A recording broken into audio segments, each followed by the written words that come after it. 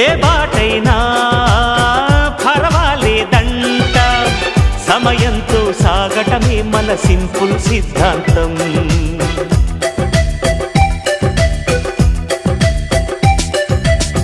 చిరుగాలికి పరిమళమిచ్చే సిరిమల్లెల వనమై ఉందాం, గగనాన్ని నేలను కలిపే హరివిల్లుల వంతెన అవుదాం.